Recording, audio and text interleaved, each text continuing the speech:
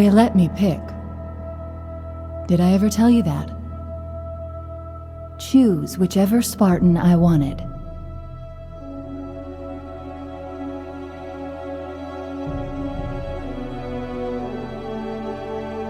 You know me. I did my research, watched as you became the soldier we needed you to be.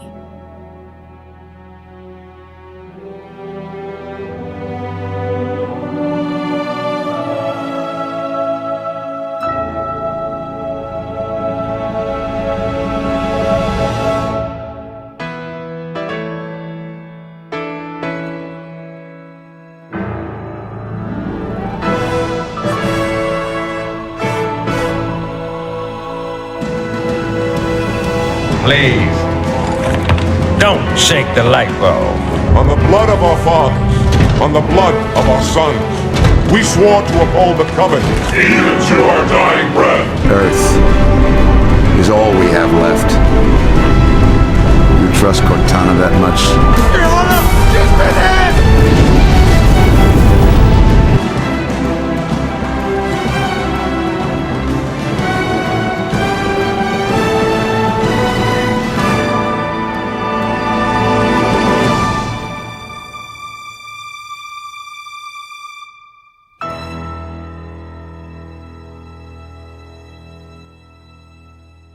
There has been no first-person shooter released in the past 25 years quite like Halo. That might sound like hyperbole. Sure, there have been other first-person shooters, great ones in fact, games that have matched and surpassed Halo's gameplay, surpassed its visuals, and its player count. But none have quite matched its soul. None have quite matched the feeling of exiting the escape pod and stepping foot on a Halo ring for the very first time. None have matched the rush of making one last effort and racing across the collapsing ring at the very end of Halo 3. And none have quite matched the feeling of a late night split screen Blood Gold sessions with your friends. Even when they say they aren't screen watching. They definitely are. Now this isn't the type of video I'd usually make. I've dabbled in gaming content before, but I haven't dedicated an entire video on one game.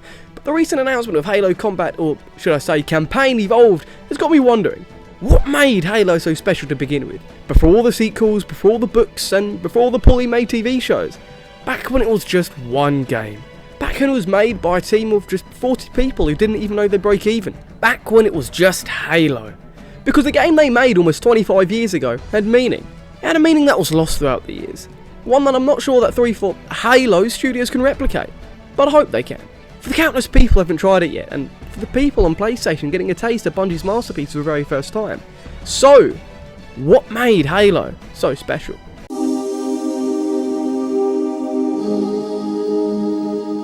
Now, showing Halo off to somebody today wouldn't really get much of a reaction. Yet, it's a first-person shooter, but one of the most finely crafted ones of its kind. Every movement and action is designed to be second nature to the player. Every weapon in the sandbox has its purpose, and every enemy has its clear strengths and weaknesses. Halo's movement nowadays can be considered to be quite slow because it isn't a movement shooter, and it doesn't have the ADHD-riddled sprints and slides and abilities other games have. Yeah, but slow is far from the truth, because every encounter is meticulously designed around the tools and abilities that the player has at their disposal. The levels are designed to be subtle and immerse the player in its atmosphere, but we'll get to that later. The player controls their avatar, the Master Chief, by moving with the left analog stick and looking around with the right one. Left trigger throws grenades and the right one fires their gun. The player also has a health bar that regenerates as they stay out of combat, but they also have a second health bar that must be recovered using health pack. They can hold only 2 guns and 2 types of grenades. Basic stuff, I know, but it's important to remember that this game came out in 2001. Console shooters at this time were still working off a control framework set by GoldenEye, which, may I remind you, was designed for a system with this as its controller. PC shooters like Quake and Half-Life had improved control schemes to shooters of the past, but Halo had revolutionised their controls for consoles, an achievement that can still be seen today, with its control setup largely being the basic framework for pretty much every console shooter. The fact that Halo's gameplay appears so basic and standard is exactly what made it revolutionary in the first place. Now, Halo has 3 main weapon types: human weapons, covenant weapons, and power weapons. Human weapons are the weapons made by the human faction in the game, obviously, and are all designed to be a very familiar set of guns. We have the assault rifle, the automatic low damage, high rate of fire primary rifle of the human forces. We have the Magnum, the true primary rifle for anyone who's actually played the game. Jack of all trades gun that has a high rate of fire, good damage, and is usable at most ranges. I'd say it's kind of broken if it wasn't so damn fun to use. And lastly, we've got the shotgun. The short-range hand cannon that will deal immense damage in quick succession. My personal favourite shotgun in gaming. Many of you will notice that I missed out a couple of the human-made weapons. I'll speak about those in a second. Human guns are all designed to be hit-scan weapons, meaning they don't actually fire any actual projectiles. The thing they're firing at just recognises the player has shot their gun and instantly reacts accordingly. This is done to make weapons fun to use, as the player doesn't need to lead their shots. I can confirm, they are in fact fun to use. The Covenant weapons used by the game's main enemy faction, the Covenant, includes the plasma rifle, the plasma pistol and the needler. What sets these apart from the human-made guns is that they aren't actually hit-scan. They shoot actual projectiles. This means the Chief won't get instantly annihilated by 3 different laser beams that they won't get the chance to react to. You can actually dodge and avoid the shots that the enemy takes. Human guns are designed to be fun to shoot with, and plasma guns are designed to be fun to be shot at. Another thing that sets the plasma guns apart is that they're particularly effective against shields. A human gun will take quite a while to take out an enemy's shields, but a plasma weapon can do it in just a few shots. Plasma pistol specifically can do it with just 1 charge shot. They're not great though against unshielded enemies, but that's where human weapons shine, since they can rip those alien bastards to shreds. And thus the noob combo was born, where a loadout of a magnum and a plasma pistol will make you unstoppable in campaign and a cheap bitch in multiplayer. Oh yeah, and then there's the needler. I mean, in the other game it's OOP, it's basically a power weapon, but I mean in this one it just looks neat. And finally, we've got the power weapons. The human-made sniper rifle and rocket launcher and the Covenant fuel rod cannon. These are all basically just instant win buttons. You pick one of these up and we're instantly entering the Spartan power fantasy where you're just deleting enemies with 1 click. Again and again and again and oh, you're out of ammo. Well, guess it's back to the noob combo.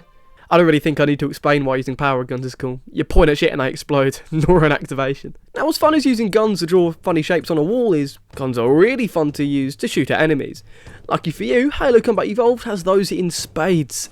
There are 3 main enemy factions for the player to miss all their shots shooting at. The Covenant, the Floods, and the Sentinels. The Covenant is the group you'll encounter for most of the game, and they're by far the group that showcases the Combat Evolved's gameplay loop the best. Halo's gameplay is often described to be like a game of chess. Each enemy is like a different piece. Grunts are the, well, grunts.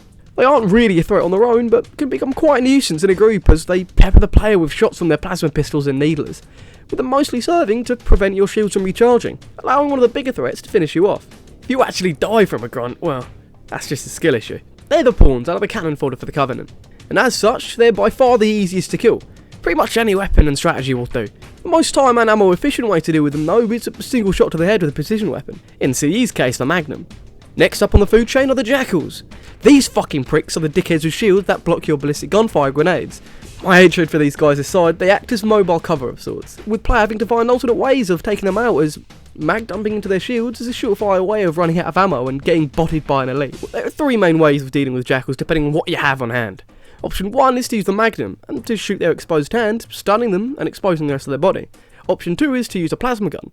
Much like how plasma weapons are good at stopping energy shields, they are also effective against the shields of a Jackal. Option 3 is to just use a fucking grenade and blow them the fuck up. The annoying pricks deserve it anyway. These guys are the bishops and require the most strategy.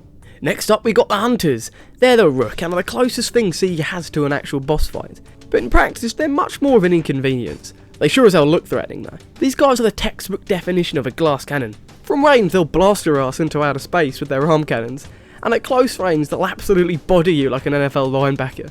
All it takes though is a single shot from a Magnum or a sniper to one of their exposed points, and the glass cannon will shatter. Lastly we've got the elites. These are designed to be the player's equal and that are easily the biggest threat. Like the Chief, they have energy shields that need to be taken out before they can be killed.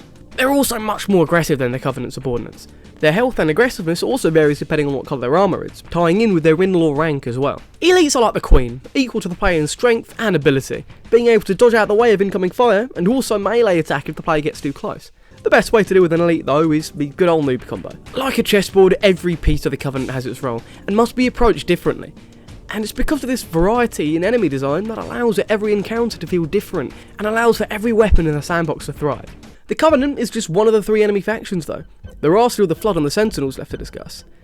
These however are much less interesting to talk about. Around the halfway point of the game, the player will discover that the Halo Ring is housing a separate entity that even the Covenant are afraid of. They can tear the chest of an elite to pieces and can take complete control of any living being's body mass. Without delving too much into lore in this section of the video, mainly focused on gameplay, the Flood are basically just space zombies. Their lore and their designs are way cooler than that, like Jesus Christ, this is the stuff of nightmares. But as far as gameplay goes, Yeah, they're just space zombies. In CE, there are 3 forms of the Flood. The infection forms, the carrier forms, and the combat forms. The infection forms are these tiny little creatures that rush and launch themselves at the player. They don't do a ton of damage on their own, but they attack in large enough numbers where they can become quite an issue. Getting 1,000 paper cuts can cause quite the infection after all. The carrier forms are by far the most interesting form of the Flood in Combat Evolved. They just carry these little guys around and explode when they get near you. Tons of infection forms coming out of them. That's actually really gross. The combat forms are the biggest threats. They're just zombies. They're the kind that can run and shoot at you, but yeah, they're just zombies. The Flood are a threat by throwing wave after wave of enemies at you, whereas the player can be very aggressive with the Covenant. They're on the back foot with most of the Flood encounters, as they don't have the varied AI the Covenant and mostly just rush the player. Like a Flood. Oh, this does lead to some of the issues in the second half of the game. But even in the weaker parts of the game, fighting the Covenant is still great fun, as the moment-to-moment gameplay with them is very exciting. Fighting the Flood, however, runs the risk of getting stale, since they never engage you in the same way. The initial reveal is one of the best parts of the game, but some of the later levels with the Flood, especially a certain library, can get very samey. There are also the Sentinels. They show up sometimes, they fly around and shoot laser beams at you. There's not really much to say about them really, nor do they really do anything interesting. I mean, we've got to fight a ton of them at the beginning of 2 Betrayals, but yeah, that's about it really.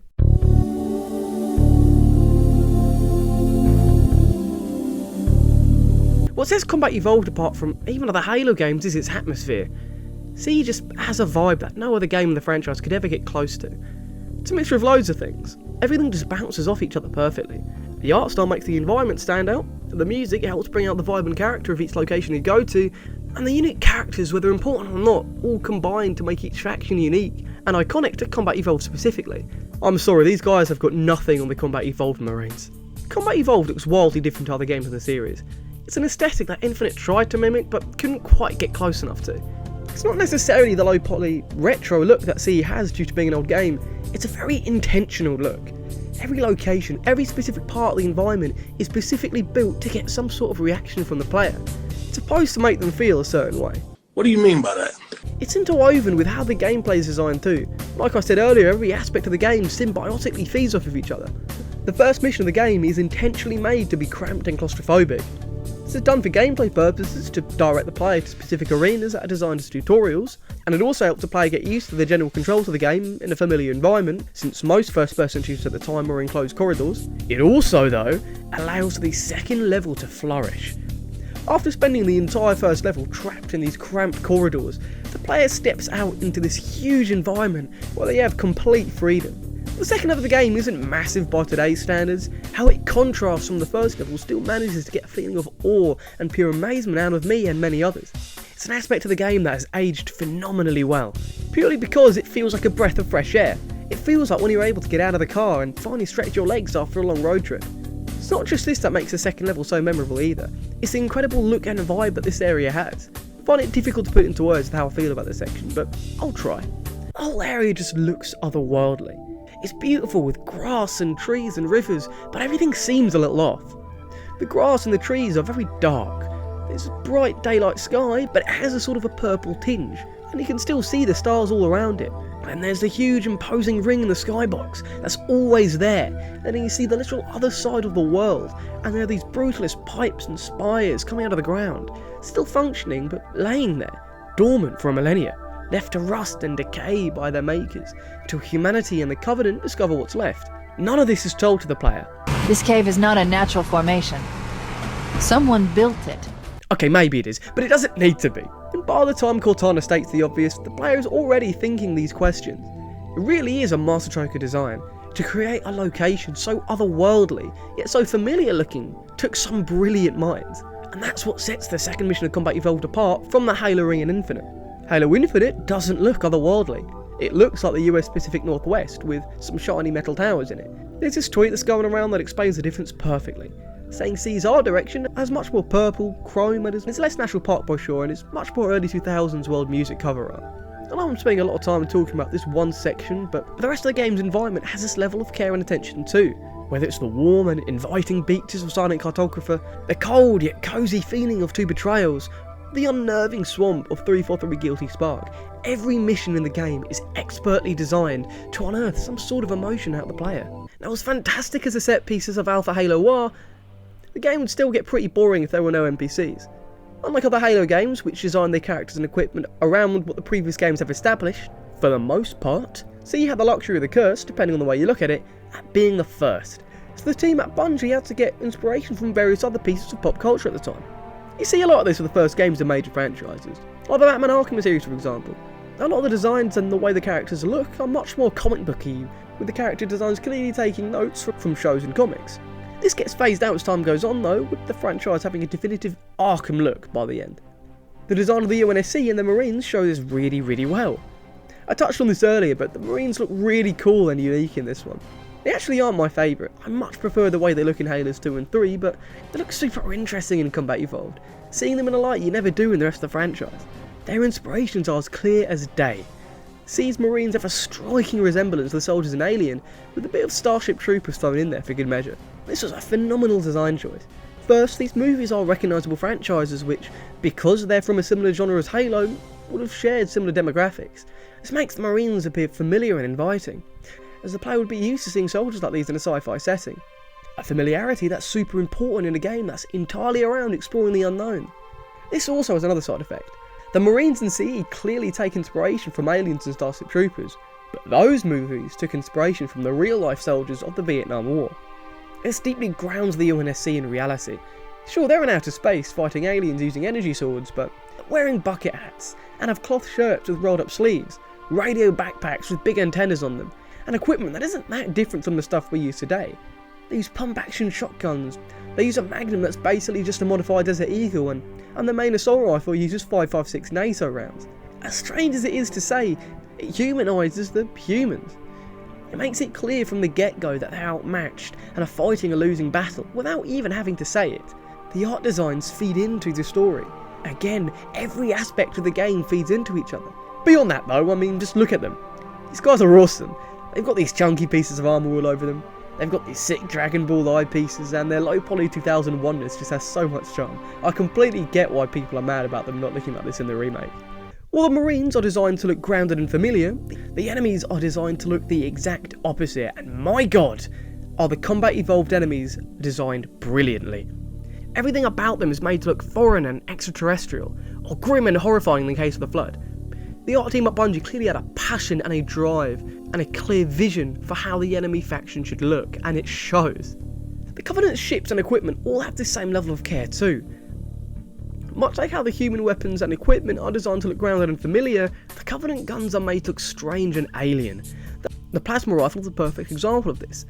It's a one-handed gun, much like the alien blasters of classic movies, with strange fins and bolts of energy coming out of it.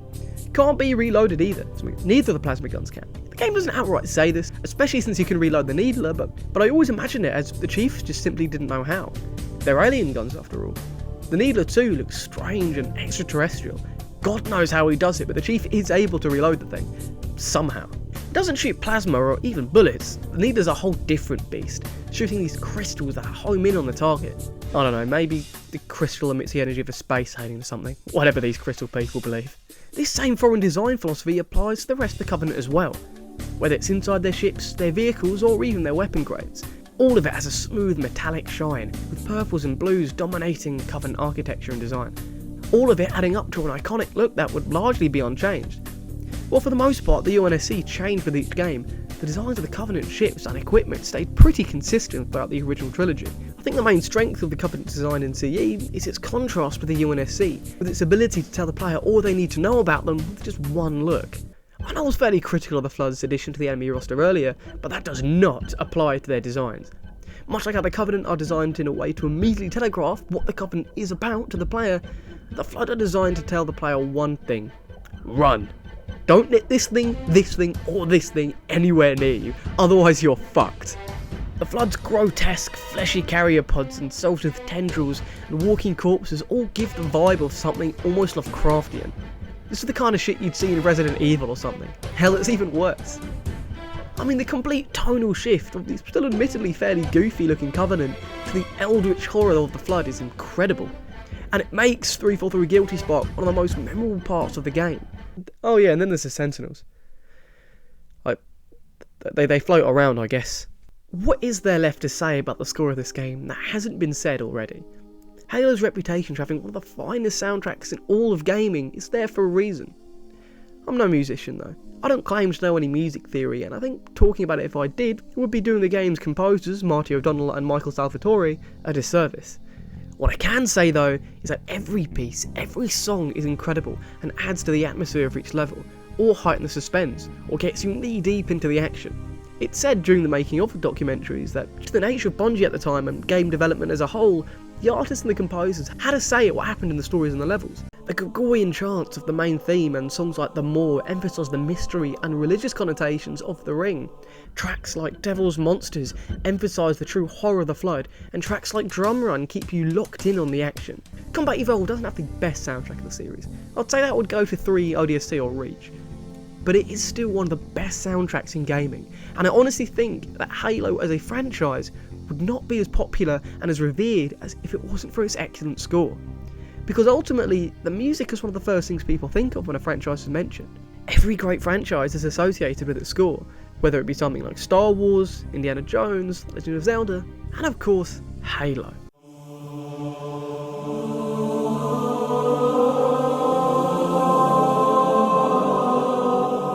And we have finally reached the part of the video where we talk about the story, and if I'm gonna be honest, it's one of the weaker parts of the game. It's not little Shakespeare like Halo 2, and it's not the epic finale that is Halo 3, but it doesn't need to be. Halo Combat Evolved's strength is that it isn't tethered to the other games like the rest of the franchise. Halo 2, as much of a masterpiece of storytelling as it is very much a sequel to CE, and Halo 3 is very much a finale. ODST has strong links to 2, and Reach is a clear prequel to CE, but Combat Evolved stands on its own. Ah, you forgot to mention the 343 games! What 343 games? Well, it's not a masterpiece of storytelling or anything. Combat Evolved tells you everything it needs to. We don't need to know who the Covenant are and why they're at war with humanity. All we need to know is that they are, so we gotta shoot them. It's left for the player to figure out on their own and infer why humanity is in the situation that they're in. It leaves it a mystery, at least for now. It's something I think is in short supply these days. Too many franchises explain things that don't need to be. We don't need to know how people got the ability to bend the elements in Avatar, and we don't need to know how the Jedi can use the Force. The same goes for Halo. It leaves things for the imagination. That especially goes for the Forerunners.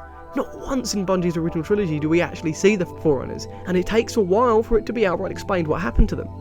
They let the players connect the dots throughout the trilogy and figure out what happened on its own, because it's all there. The player just has to find it. As to what happened to them in Combat Evolved, they tell us even less. Barely anything, in fact. In CE, they're a complete mystery. All we have to connect us to the Forerunners is the ring itself and the dead, empty facilities for us to explore. So what about the A-plot? Well, it's pretty simple. Our character, the Master Chief, and his AI buddy Cortana are aboard the UNSC ship the Pillar of Autumn. It's running away from a Covenant fleet, and it crashes into a mysterious ring world, and the player spends the game finding out what exactly the world is. It's a galactic scale weapon, by the way, and on the way you save some guys, including our captain. Space zombies the Flood get released, and said captain then dies, and you fight your way back through the Pillar of Autumn and blow up the ring to stop the Covenant from using it. There it is. Well, there's a tad bit more to it than that, but that's sort of the bullet points. It's a lot like the first Star Wars movie. Like, a lot like the first Star Wars movie, actually. And, like A New Hope, the story stands on its own. It doesn't end on a cliffhanger like the sequel, and it's not a grand finale like the third entry. It's just a simple tale about blowing up a gigantic superweapon. I do have to say though, there definitely are some low points, and some parts of the story that just happen so the plot can go a certain way. Like in the third mission, once you've rescued Captain Keyes, he says he's found out what Halo is pretty much from overhearing the Covenant talking about it. Somehow the Covenant, who have not spoken English throughout the entire game, was talking about the Halo ring in a way for Captain Keyes to overhear and understand. And they were talking about some highly important need-to-know stuff right by a bunch of prisoners. It's pretty silly, and is obviously just a way to expedition dump and explain to the player the gist of what the ring actually is. But that's okay though. Halo isn't supposed to be a storytelling masterpiece. It's a video game after all. And to be fair, barring a few standouts, Halo did have a much better story than its contemporaries. It's not perfect, and there are a few holes, but overall it's a fun adventure in space. All the really important stuff is done great. The sense of urgency is done brilliantly at the beginning, and they set up the stakes early on. The mystery is done phenomenally well, the horror of the Flood is done masterfully, the shock of what happened to Keyes is done perfectly, and the action-packed ending leaves you at the edge of your seat. All the important things are done just fine. It's just the in-between bits that get a bit iffy in places.